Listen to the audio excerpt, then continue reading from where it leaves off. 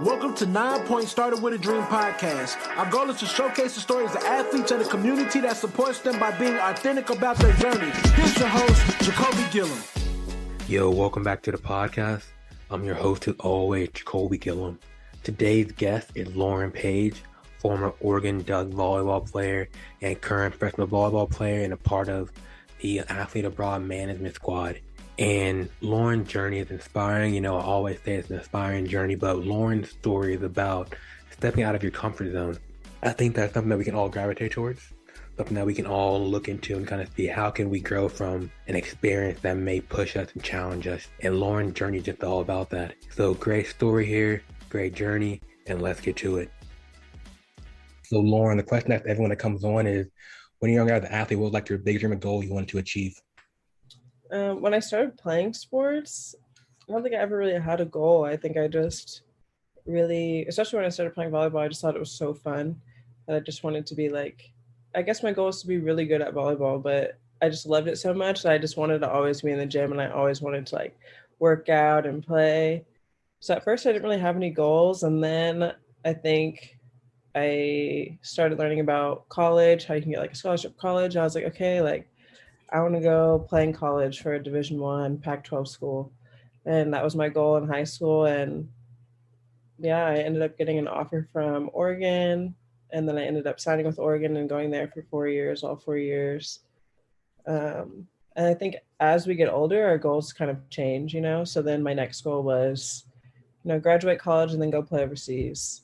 I didn't really have like a certain goal that I wanted when I went overseas. I think I just wanted to do it because it was something out of my comfort zone and something that I knew that would help me grow. I didn't know if I would enjoy it. It was honestly scary, really thinking about moving to another country and like living over there for 9 months out of the year. And I mean, being so far away from your family, like I was already away from my family being in Oregon, but being in a whole nother country and a whole nother time zone, that's just so different. Yeah.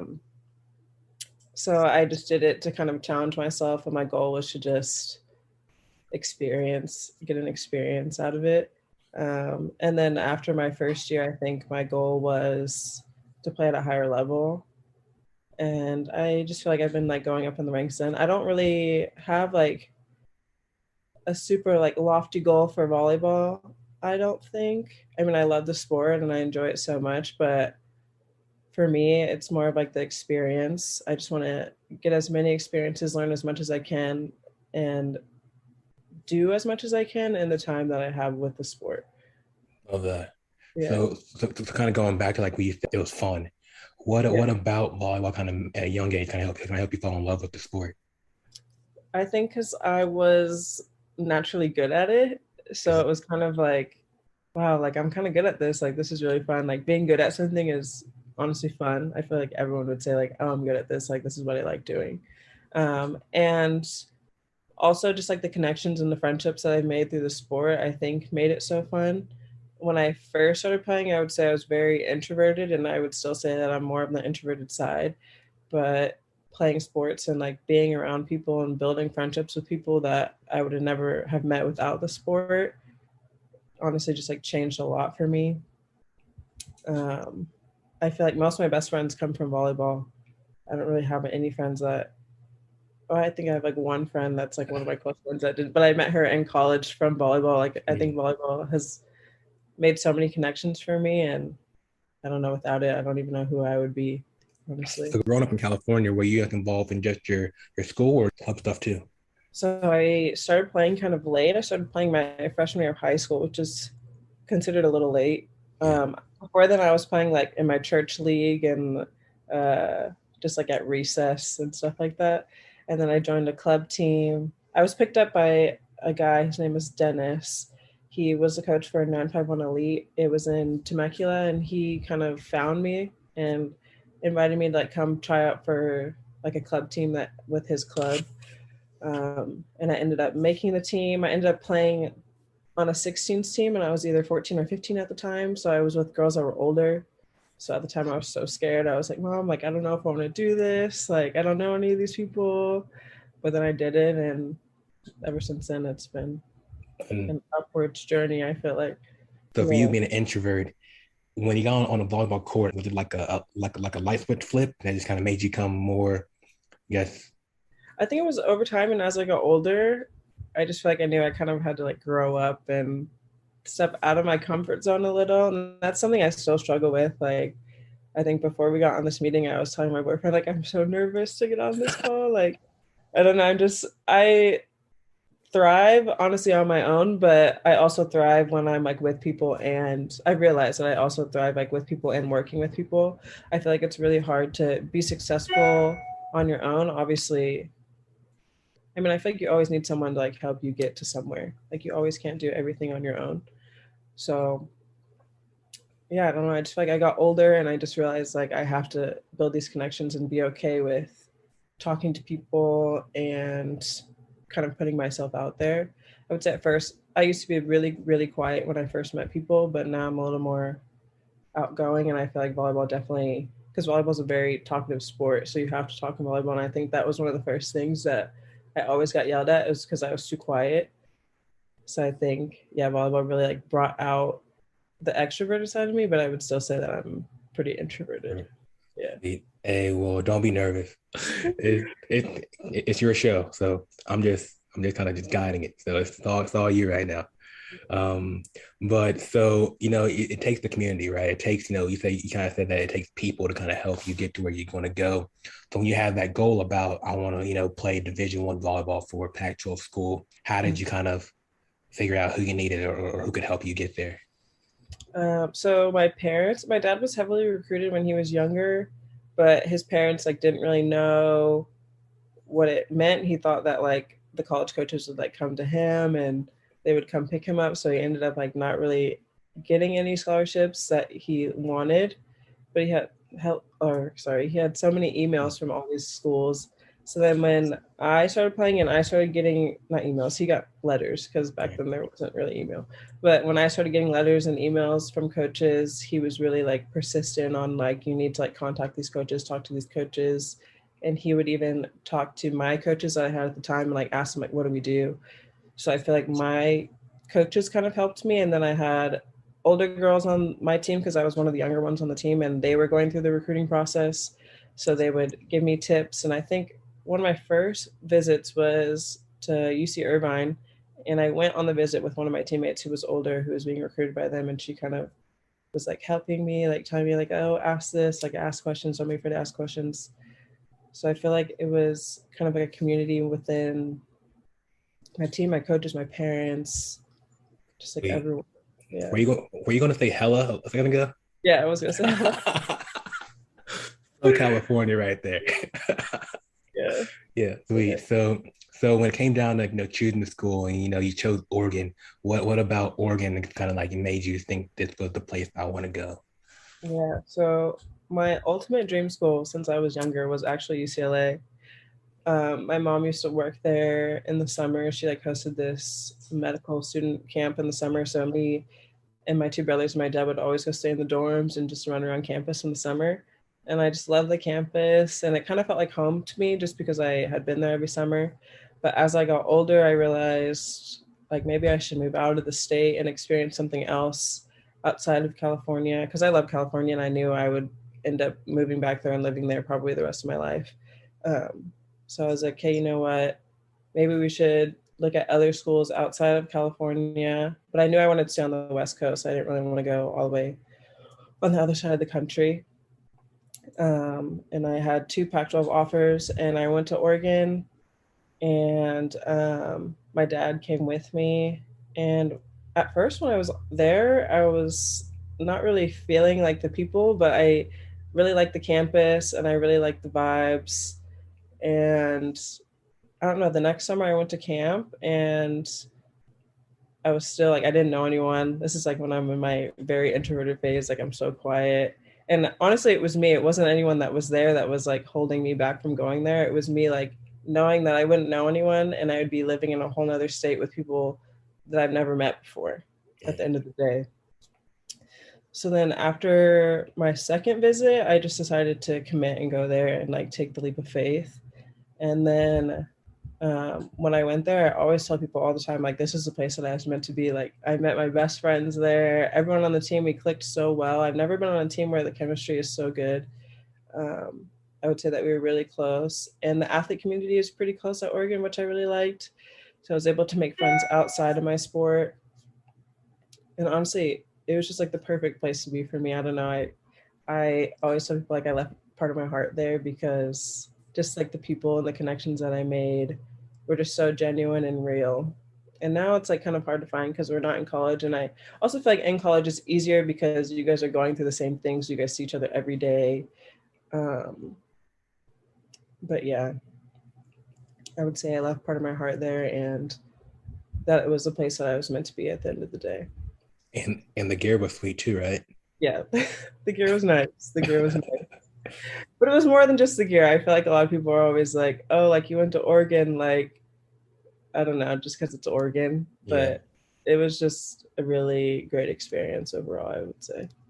So going to that freshman year, was the game different for you? Like going from, high school volleyball to college, was it almost like a transition that you kind of had to adjust to? Definitely had to adjust. It was more of adjustment when it came to like being on time to practice, being ready to go at practice, taking care of yourself. There's so much to it that you don't realize when you're in high school because people say it starts to become a job, which it does, but I think college is still more fun than when it actually becomes a job after college. But I would say it was just adjusting to listening to your coaches, being open-minded. And as a freshman, I think a lot of the older players are kind of harder on you because at the end of the day, they want you to be great, but they don't want you to come in and think that this is going to be easy.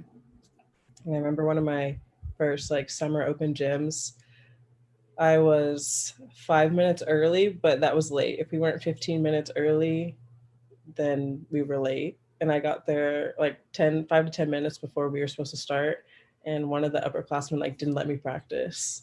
And I like was crying on the sideline. I was like, no, like I ruined it. Like they're gonna kick me off the team. But no, it was just like her like showing me like I need to take this seriously. I need to be on time. Like I need to put in the work to be good and be there for my teammates and be a good teammate. So it was definitely a transition, but I think it was more of like a growing transition and a volleyball transition. Like I knew that volleyball was going to come to me and I knew I was going to get better being there and playing with the people that I was playing with. But I think one thing from college is that you really have to grow. Like you really have to grow up. Like you have to get, like you're on your own. You're not at home anymore. Like you have to figure things out on your own, but also you have your teammates to help you. And you're a middle, right? Yeah. Yeah. Okay. But I So played right side and outside in college. I kind of just jumped around when people were injured. Yeah. so kind of like, kind of learning the game. Was there someone that you kind of just kind of like wanted, you kind of emulated, or like you watched a lot of their film to kind of try to learn their thing, or was it just kind of like you kind of just figured out your own game? I would say I kind of just figured out my own game. I always was watching volleyball too. I didn't really ever have like a player that I would like look up to and admire. And I think it's mostly because like volleyball isn't really something that you can watch on TV. Like to watch volleyball, I think it's getting better now, which is nice. But when I was growing up, I feel like it was really hard to watch volleyball on TV or to find like when it was playing, what time it was playing. So I feel like my generation, it's kind of hard to say like, oh, like we look up to her because I don't know, like I couldn't watch them play, so we wouldn't know. And we could hear about these people, but I probably watched them play like once or twice. Yeah. But for me, it's just watching the game. Like there's so many players that are so good, and watching the national team growing up at the Olympics and just multiple players, I feel like. Because the sport of volleyball as a whole, I wouldn't say that I watched like one player and tried to base myself off of them, but I would say I watched a lot of different people do a lot of different things. Gotcha. Try to emulate that into my game. That makes sense. Yeah. So you went from open practice, the seniors saying, hey, you can't practice because you weren't 15 minutes early or on time. So how did you take that moment and use that towards the rest of your Oregon career? I was never late again. And now I still have anxiety about being late to things. Like when I was saying that I couldn't connect the Zoom call, I was like, oh my gosh, I'm late. Like But I'm always trying to be on time, which is good to always be on time. And I think that's something that I took away from college also, is I'm usually never late. If I'm late, something happens because I get really stressed about that.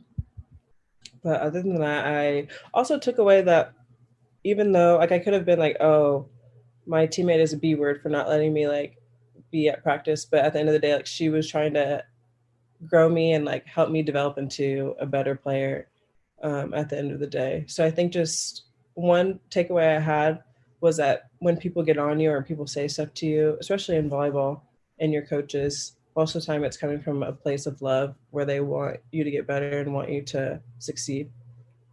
I think that's really hard as a young athlete to step into a position and be yelled at and like told that you're not doing something right when we were in high school people are always praising you for being so good, and then you get to college and they're like, oh, you're not doing this right, you're not doing this right. And instead of like being mad or making an excuse, just like taking it in and being like, okay, he's right, like I need to do this better, I need to try to do this, or try to make a change. Love that. I love that. It's almost kind of making you more accountable. Yeah. Right. Yeah.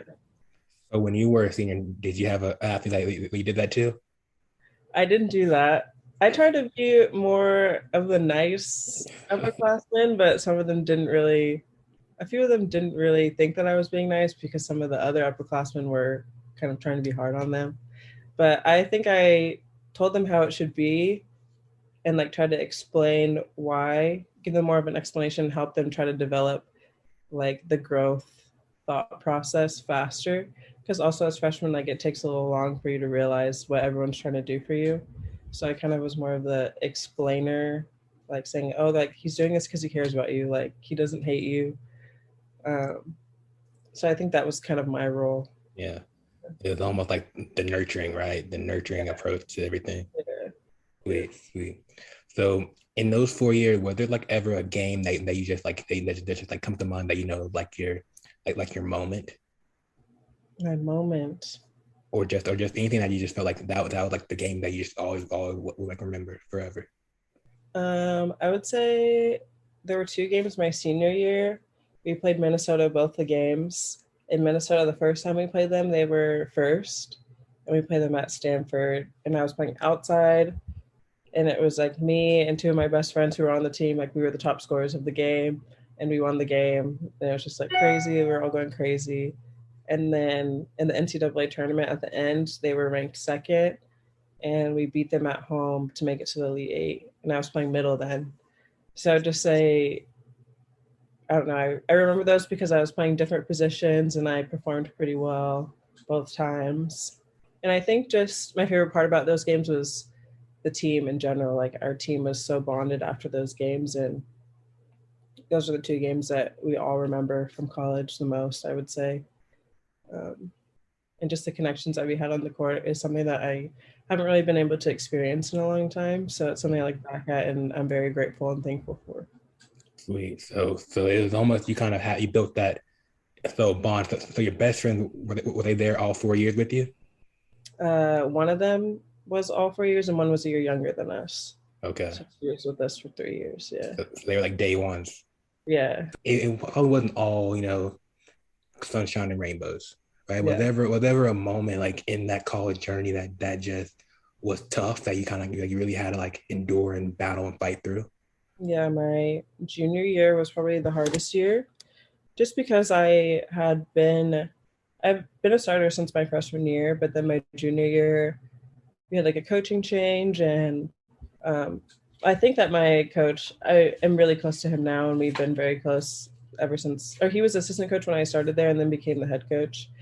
And he was training me as an outside because we had injuries on the outside, so I was kind of like the third outside at the time.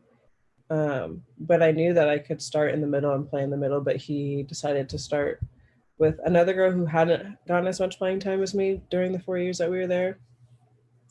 And at the time, I was very selfish. I was very frustrated and angry that I wasn't playing because I felt like I deserved to play. Um, and I mean, when you're not doing well in your sport, especially in college, because our lives literally revolve around athletics. Like now that I think back at it, I know we were playing volleyball every day, weekends. I don't know. You see the same people every day. Everything is just volleyball related at the end of the day. So it was very frustrating to do anything knowing that I wasn't performing well or doing what I wanted to do in my sport. I think obviously it was a really big learning experience. I got into an argument with my coach when we were at Arizona, and he was just basically telling me like, you're not being a good teammate. And I at first rejected what he said, and then I started to like accept what he said. And I think that's why my senior year I did so well, is because I took that junior year to realize that I needed to be a better teammate, needed to support my teammates more and not make it about me. And then go into my senior year and be more of a team player. I think being a team player and being there for your teammates makes you a better player at the end of the day. Like knowing how to play with the person next to you is way more important than, I don't know, being in the starting six and like performing well on your own. At the end of the day, for me, Yeah. it's obviously nice to perform well and play well, but you can't do that without your teammates. Like I can't hit a ball without a good set, but I'm not going to get a good set if my like teammate isn't giving it to me or she's not getting a good pass from like our libero. So it's, yeah, I think that was the hardest time for me. And I really let it get to me. Now that I look back at it, I wish I didn't let it get to me as much, but I know that it grew me into a better player and a better teammate. If there's an athlete right now listening to this, say a volleyball player, and they're going through something similar, what advice would you give them about how to, I guess, maybe bounce back or how to approach a situation like that? I would just say give to your teammates as much as you can. Give to your teammates. Listen to your coaches. I know sometimes when your coach is on you all the time, it can be really hard, but just like listen to what they say and say okay and try to do it. And I think just giving to your teammates, being there for your teammates, hanging out with your teammates outside of the gym, I think is important. And journaling is good. Okay. Journaling is really good. Taking time for yourself and realizing also that you're more than just an athlete, more than just a volleyball player. And I think that's a big thing now that people are trying to say like I'm more than an athlete, but it's so true. Like at the end of the day, if you're not performing well, like you have so much more to look forward to. And it's hard to say, or easy to say and hard to realize, but it's the truth. Because at the end of the day, like we're not going to play volleyball for the rest of our lives. We're not going to play sports for the rest of our lives. We get injured, we get old, anything can happen, you know? So just So knowing there's more. go ahead. Keep going. Just knowing that there's more to it. That's all I was going to say. So outside of volleyball, who is Lauren Page? Outside of volleyball, see, I really struggled with my identity this last year, I think, because I debated going back overseas. And I would just say I'm a very creative, hardworking,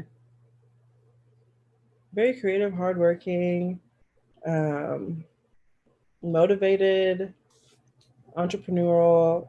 Like I feel like I'm not really worried about what's going to happen to me after my sport because I know it'll work out for me. I don't really know exactly what I want to do, but I know at the end of the day, volleyball has set me up to make the connections and do the stuff that I want to do. I really enjoy fashion, and hopefully I want to do something within the fashion industry and build those connections with people.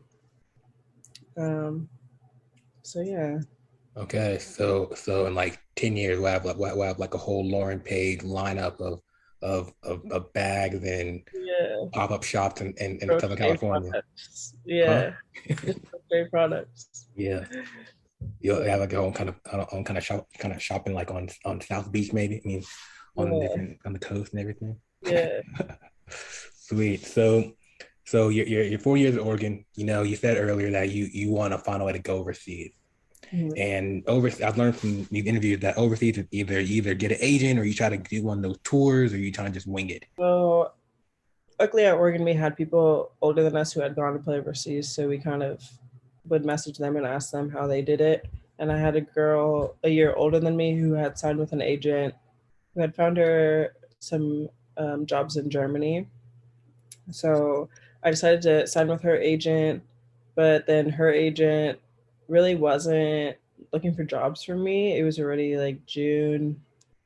and I didn't have a job. And in volleyball, we signed pretty early. I think the signing period is like March, April, and May.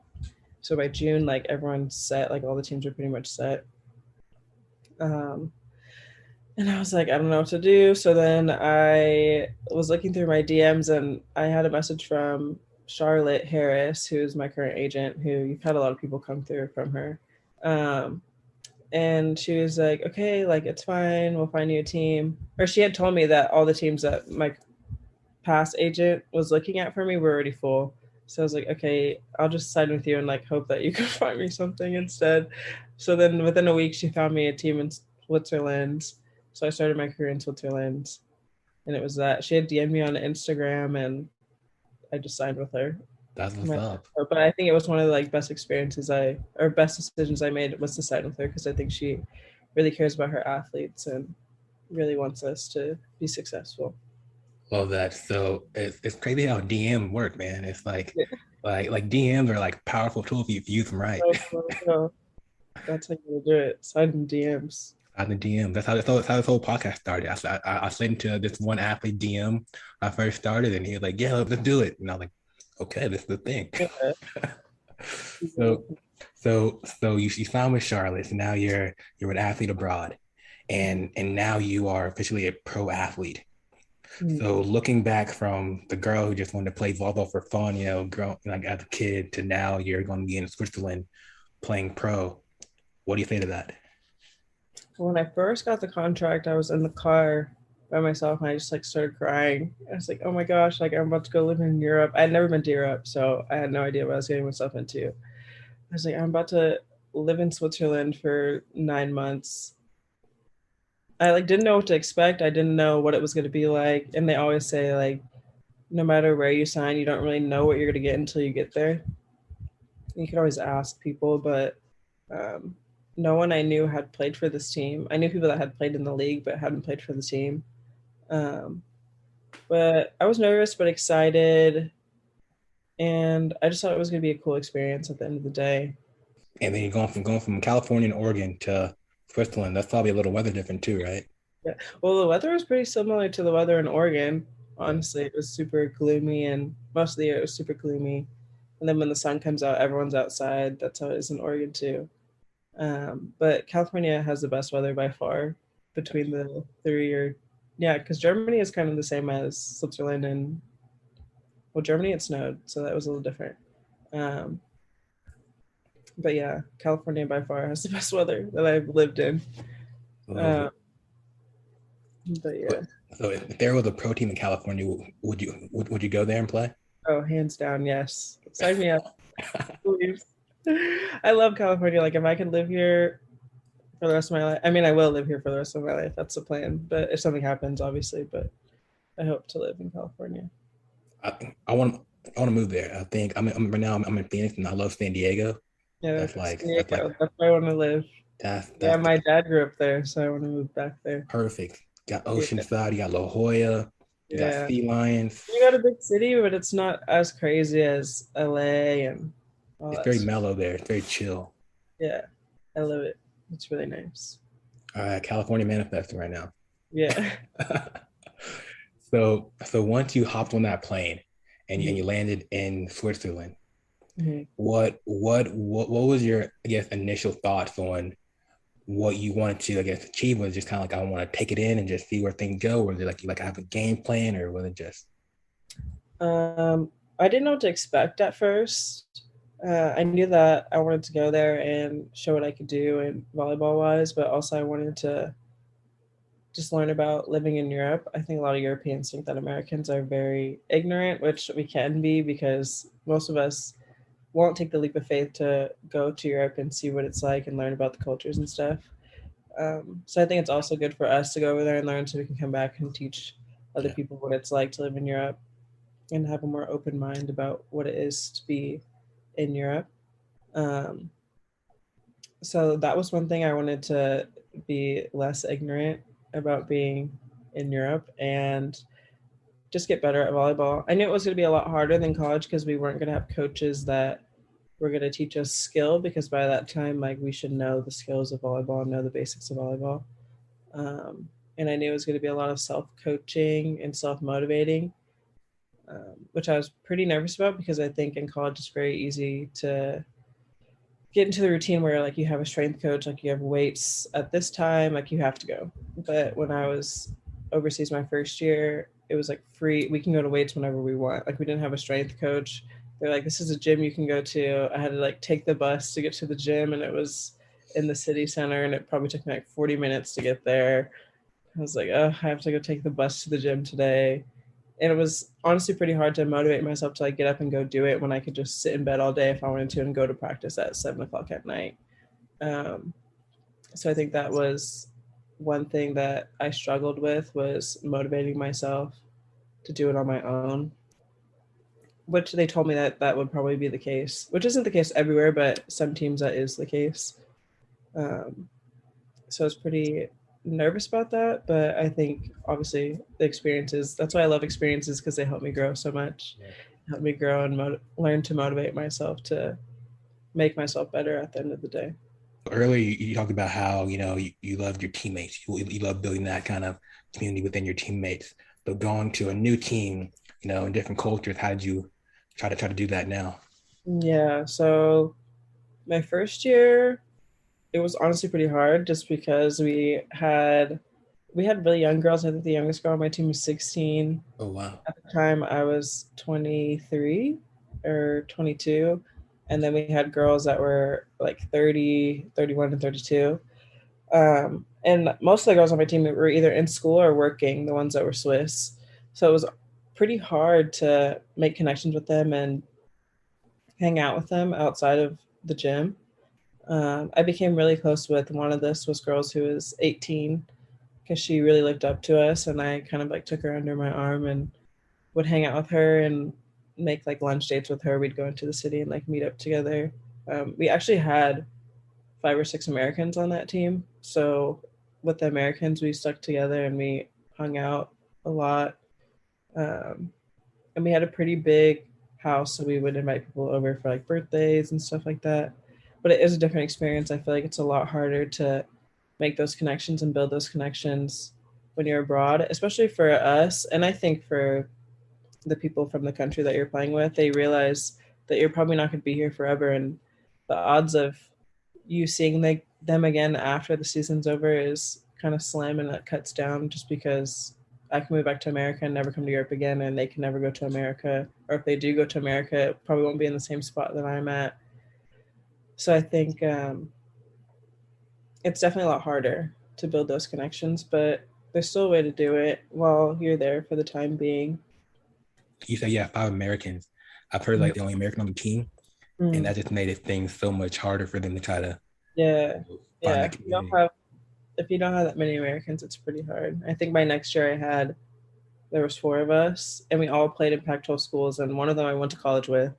So it was just so easy to, and my coach was Australian and our assistant coach was from America. So it was just easier. It's easier to build connections with people when you're from the same place and have the same experiences, I think. Yeah. So now you're going into what, year 3 or 4? 4. 4. All right. How are you feeling? Because you got a new team this year, right? Yeah, I got a new team. I don't know anyone on the team. This is the first year that my first year, I didn't know anyone on the team. The last 2 years, I knew someone on the team, and this year I don't know anyone going in, but I think we'll have 2 Americans. But I think it'll be fine. I'm going to France, and the culture in France is a lot different than any of the other places that I've been, which I'm excited for. And it'll just be another experience, another opportunity for me to grow. I was really debating going back overseas just because my last season that I had was pretty hard. But I said, YOLO, let's just do it one more time, at least. Yeah. What about last season made you question not going over this year? I wasn't getting the playing time that I would want. And because of my junior year in college, I took that experience and tried to be like a really good teammate and be supportive. But I also feel like the environment really wasn't the best. And it was just me and one other American at the time, and we had a hard time connecting with the other players. And the other players, we had people from all over. We had girls from Serbia, we had a girl from Greece, girls from the Netherlands. It was just such a big pot of different cultures and different kinds of people that I think it was hard for us to build genuine connections. Um, and yeah, I think just a combination of the not playing and the not being able to make the connections that I wanted to make, it was just very frustrating and hard for me, especially because the seasons are so long. I was like over there for 9 months, and I had one friend, and it was my roommate who was also American, I felt like. So it was just hard. We lived really close to Berlin, which is really nice. So we would go to Berlin and stuff. But still with COVID, everything was hard to like hang out with people. And I think COVID made the last 2 years hard to be more social and kind of build connections with our teammates because we couldn't really do anything outside of volleyball. So then on game day, right? You got to get hyped. You got to get in the zone. What's on the playlist? Oh gosh. I was really into Knife Talk this last season. Okay. That was my go-to, just on repeat. And then I had this one German song. I don't know the name of it, but me and my teammate would just bump it in the car on the way to the gym. But yeah, it was a lot of like in the locker room before. I just listened to the music that they played, and it was a lot of like European music that I didn't really know. Was it like house songs or just like House, lots of house music, and yeah, some German stuff. yeah. Were you bobbing out and like all right? I try to, when I go places, I try to like listen to the music, see how it is. Like my first year or my first 2 seasons in Switzerland, I was in the French speaking part. So I have some French songs on my phone. I always try to get like one song at least on my phone from that country. Okay. I try to find something that's good. So this year you gotta add to the playlist then. Yeah. I have some European beats on my, lots of Spanish stuff. I like to listen to Spanish stuff, which is good.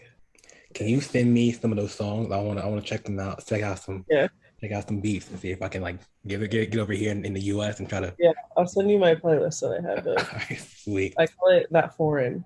That's the name of the. I may share it on 9 Point on the gram. Be like, this is Lauren Page's playlist. Go check it out. Perfect. So it kind of so earlier in this, we did this whole survey thing, right? So you said it was stepping out of my comfort zone, like the story of your title. Mm-hmm. So do you still feel that kind of gives that overarching story of Lauren Page's journey? Yeah, I feel like I always tell myself when I know that I don't want to do something or something's telling me like, oh, like you're kind of nervous to do that. I always tell myself, just do it.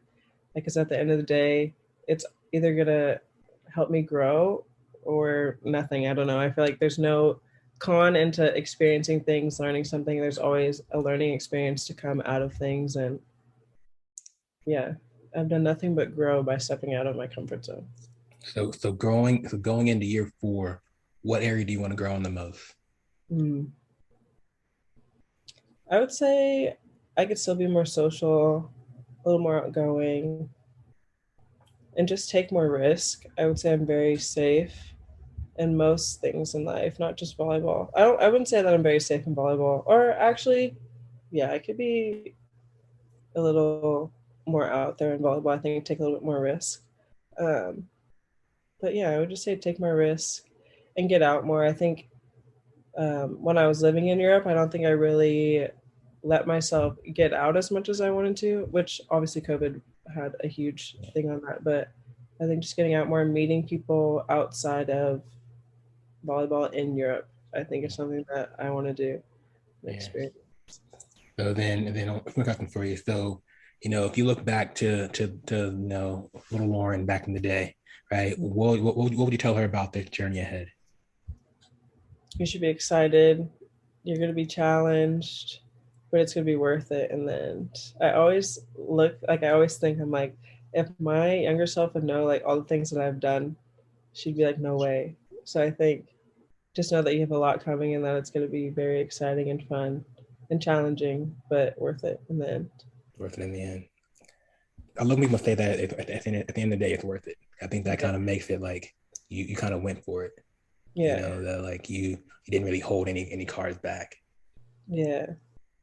So, and then you said earlier, you're entrepreneurial. So you got some bags coming out, right? We got to get started. Yes, I learned how to crochet in like 5th grade. When I'm overseas, I am always trying to figure out like things that I can do to make more money on the side. Um, and I saw like this TikTok trend of this girl like making a crochet bag, and I was like, I know how to crochet. And then I just got into this thing where I just started making bags because also I really love fashion. So um, I was like, that'd be perfect for me to do just for fun. So I just started making bags for fun this summer, and yeah, that's what I do in my spare time. But it's just like a fun little hobby craft, and I enjoy it. Yeah. Are they fire? Yeah, they are fire. What's the website they can kind of play right now, or the Instagram? LaurenYPage.com and then Lauren Y Page on Instagram. Sweet. So if someone wants the bag, are you like gonna make them like what, real time, or like already made and they gotta? I have a few already made. I just opened custom orders, so I have a few that I have to make, and it takes about like 2 to 4 weeks to make, depending on like the size. Okay. But yeah. All right, sweet. So mid-season, if we order a bag, it's gonna get shipped from France to the US, or what's up? I don't know. I'm still trying to figure out what I'm gonna do. I might just have to ship them in bulk and have someone here like ship them out to people. Already getting employees. There you go. Yeah. Sweet. Well, Lauren, it's been great talking with you and kind of learning about your journey. And then I guess some more questions for you. Then I guess so. Last one is where you at social media wise, and kind of plug your pages and everything like that. I mentioned the bag one, but where are you at? My normal Instagram is Low Lauren with 4 N's, and yeah, that's all. I have TikTok. TikTok is also Low Lauren with 4 N's. Are you like are you a TikTok dancer, or are you just like just crochet? No, well, see, in college, I was in this dance group with my 3 best friends. We called ourselves the Big Three. Okay. But they're more of the dancers on TikTok. I just kind of post like aesthetically pleasing things when I can. TikTok is hard. Being on social media is hard. Consistent and posting consistently. Like I give props to like influencers, people who post all the time, because it is hard. Yeah. Yeah. And when do you leave for France? August 20th, I think. Countdown begins. Any restaurants you want to go to before you head out? No, I've honestly done almost everything this summer already. All right. Just hanging out with family before I leave. Well, Lauren, it's been great talking to you again, and enjoy the rest of your day. Thanks for having me. Yo, thanks for listening to this episode of the 9 Point Started With a Dream podcast. If you enjoyed this episode, please comment, share, leave a review. We would love to hear your thoughts. You can find more athlete-driven content at 9point.com. Till the next episode, you're only one opportunity away. Peace.